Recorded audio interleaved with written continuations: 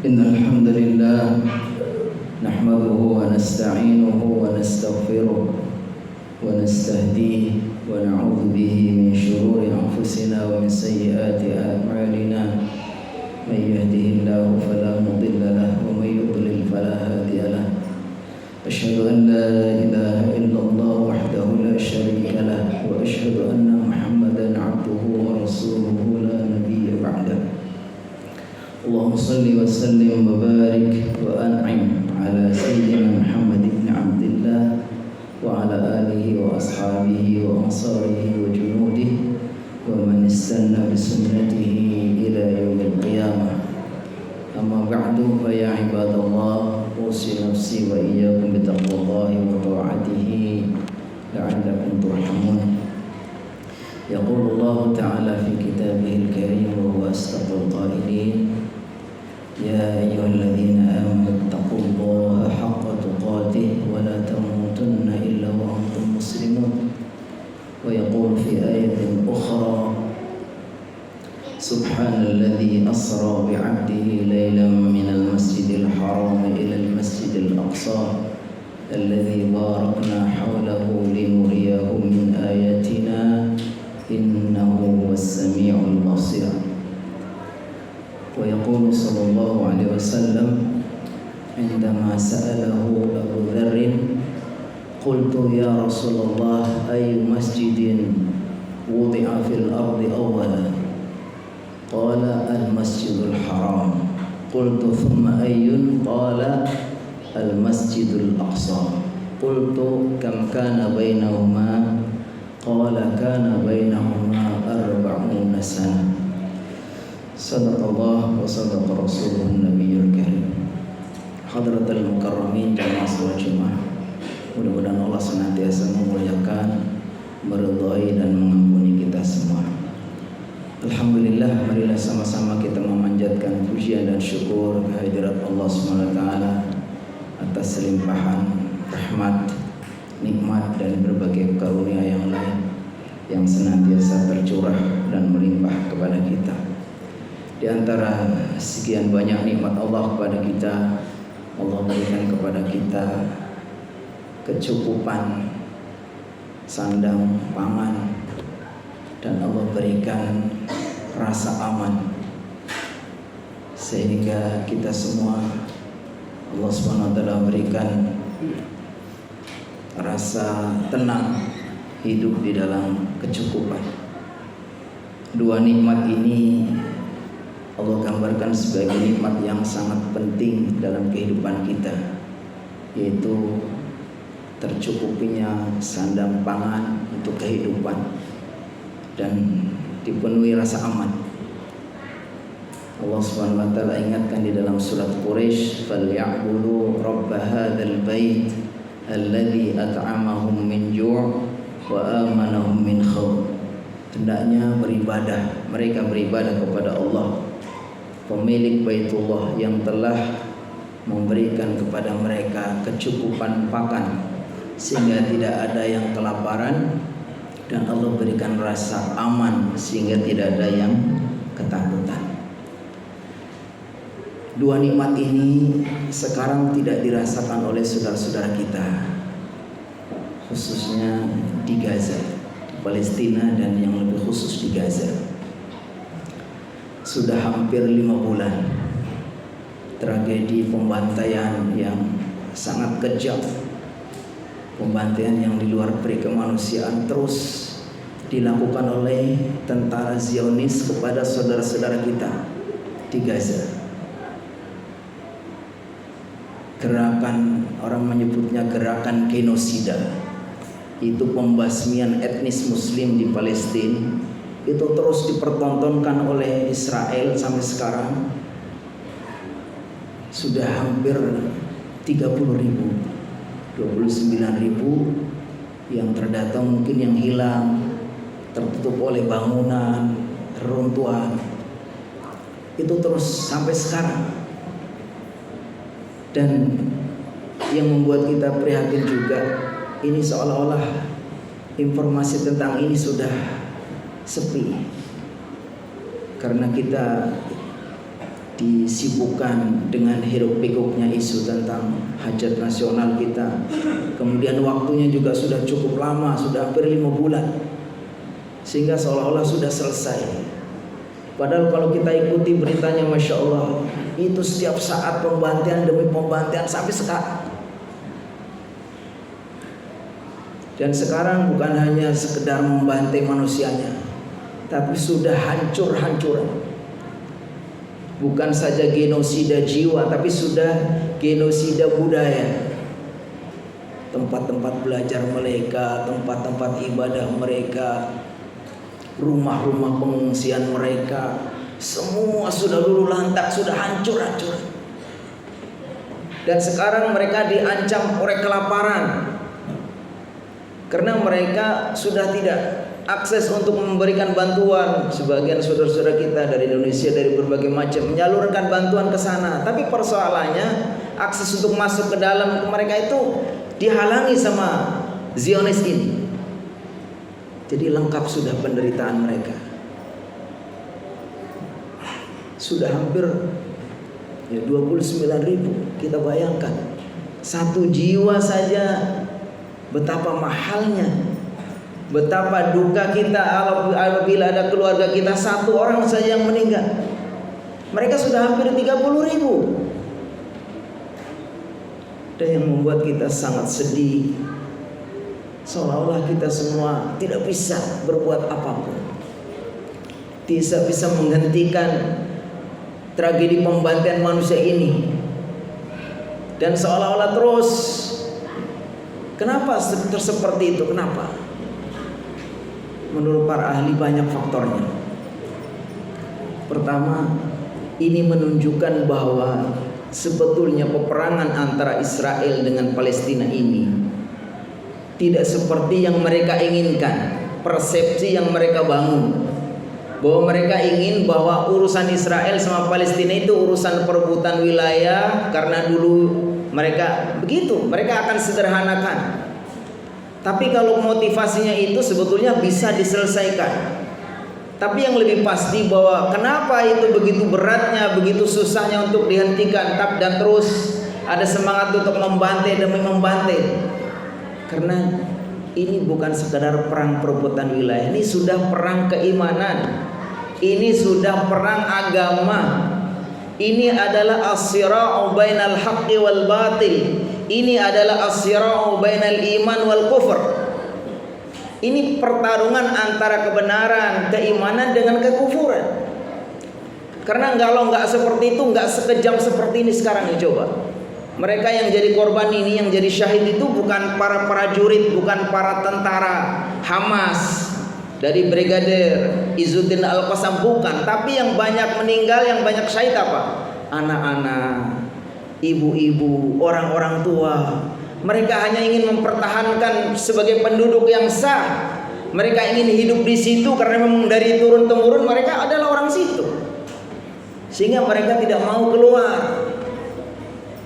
Jadi yang dibantai, yang sekian banyak, kebanyakan adalah mereka. Dan mereka seolah-olah sudah kehilangan rasa kemanusiaannya. Bagaimana setiap hari kalau kita perhatikan dipertontonkan anak-anak, bayi-bayi, orang-orang tua yang sudah bersimbah darah, rumah-rumahnya hancur. Dan ketika ada yang berupaya untuk menghentikan, mereka nggak peduli. Itulah kebenaran firman Allah, wa ma naqamu minhum illa ayyuminu billahil azizil hamid.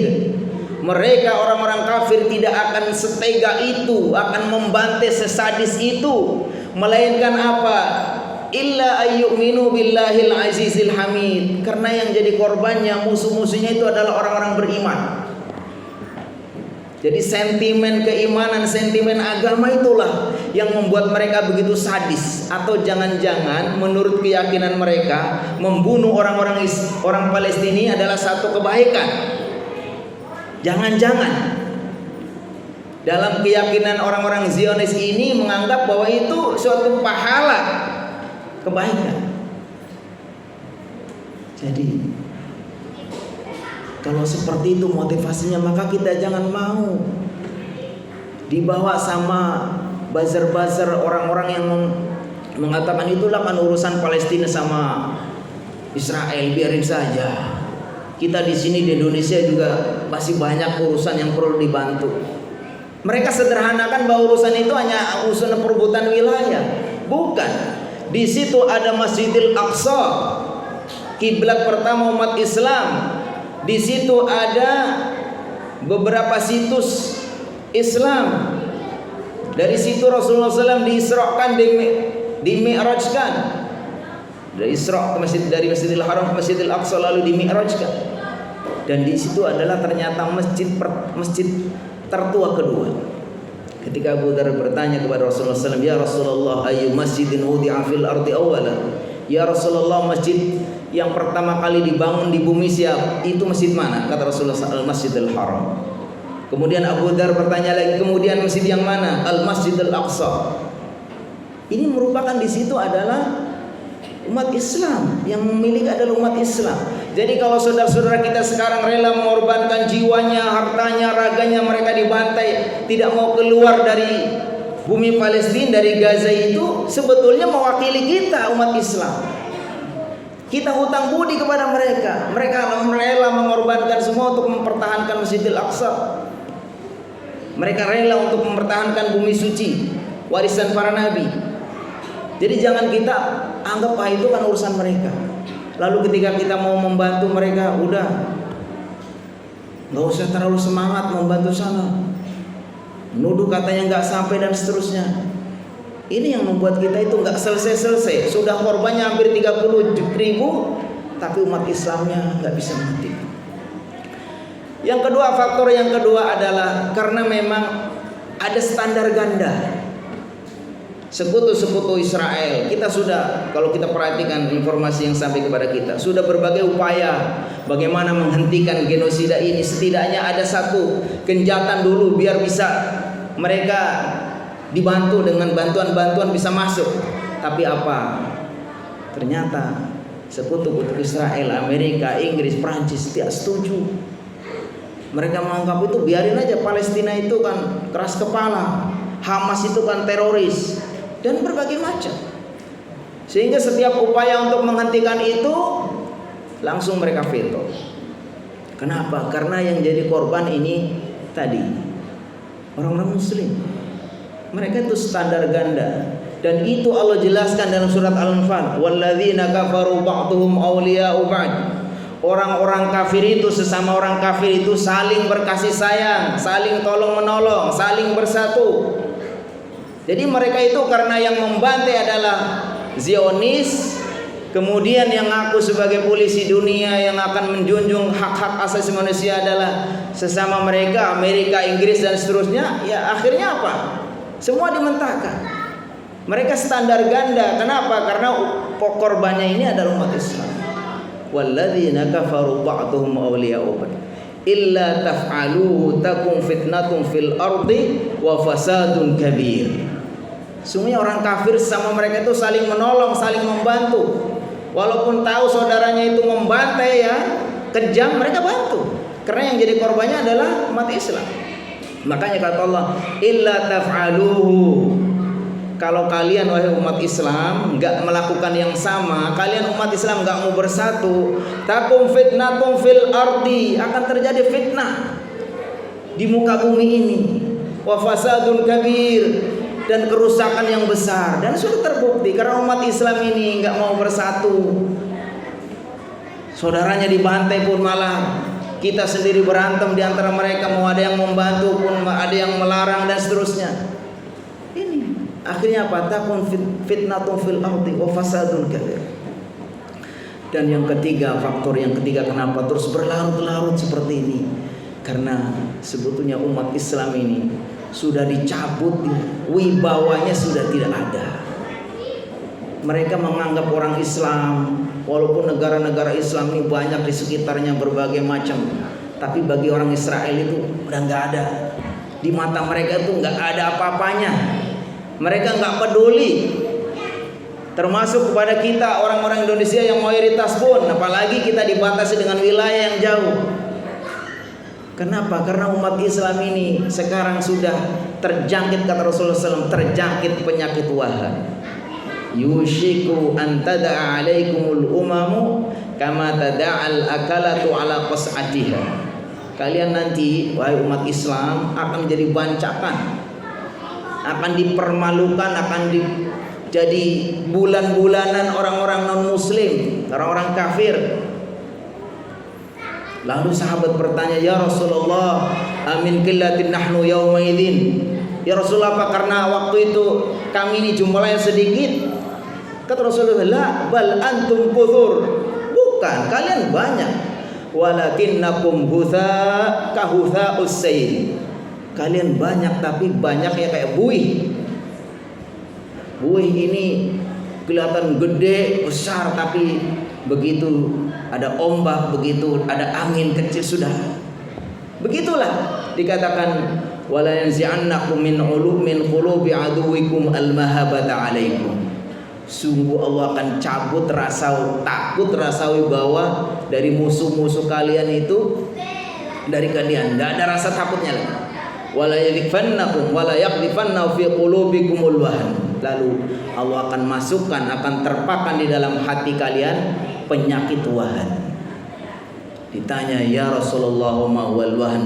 Kata Rasulullah, al wahnu hubbud dunya wa karahiyatul maut. Kalian sudah kena penyakit cinta dunia dan benci mati. Konklusi dunia itu 3 mim, kata orang Arab, kata orang para ulama. Mim itu mal, harta. Mim yang kedua mar'ah, wanita. Mim yang ketiga adalah mansib, pangkat. Jadi kalau orang sudah mabuk dengan hal ini, sudah akan Allah cabut nih, nggak ada lagi di bawahnya. Mudah-mudahan ini mengingatkan kita semua. Kita walaupun jauh secara geografis, kita jaraknya jauh, tapi bagaimanapun mereka adalah saudara-saudara kita. Innamal mu'minuna ikhwatun. Sungguhnya sama orang mukmin itu saudara. Walaupun kita terpisah dari jarak yang jauh, tapi mereka adalah saudara-saudara kita orang mukmin. Al-mu'min ma'al mu'min kal bunyan yashuddu ba'dhum ba'dha. Satu orang mukmin dengan orang mukmin lain itu seperti satu bangunan. Dalam hadis lain Rasulullah SAW, al-mu'min mathalul mu'min fi tawadihim mathalul mu'minina fi tawadihim wa tarahumihim wa ta'atufihim kamasal jasadil wahid. Seorang mukmin dengan mukmin yang lain dalam berkasih sayang, saling perhatian adalah seperti satu anggota tubuh. Apabila ada bagian yang menderita, maka yang lain ikut merasakannya. Maka kita walaupun jauh, apa yang bisa kita lakukan? Setidaknya kalau kata Rasulullah SAW, ketika melihat kemungkaran, kalau bisa kita falyughayyirhu biyadihi, langsung kita lakukan aksi yang nyata. Apa yang bisa kira-kira untuk menghentikan genosida ini? Apa yang kira-kira bisa menjadikan saudara-saudara kita itu aman? Kalau nggak bisa dengan aksi nyata, fabilisani, kita katakan di dunia yang sudah seperti ini, di abad seperti ini yang sudah canggih seperti itu masih ada saudara-saudara orang dibantai sampai hampir 30.000. Kok kita nggak ada perasaan sedih? Ada kata-kata yang menarik juga. Kalau kamu cukuplah kamu jadi manusia, nggak usah jadi muslim untuk bisa peduli dan membela Palestina. Karena bukan sekedar karena sama muslim, tapi secara kemanusiaan pun sudah di luar kemanusiaan. Kalau kita dengan lisan nggak bisa juga, fa illam yastati' bi qalbi, kita bantu setidaknya hati kita merasa sedih. Kita panjatkan doa, Allahumma ansur ikhwanana al-mazlumina fi Palestina, terus. Barakallahu li wa lakum fil Qur'anil azim.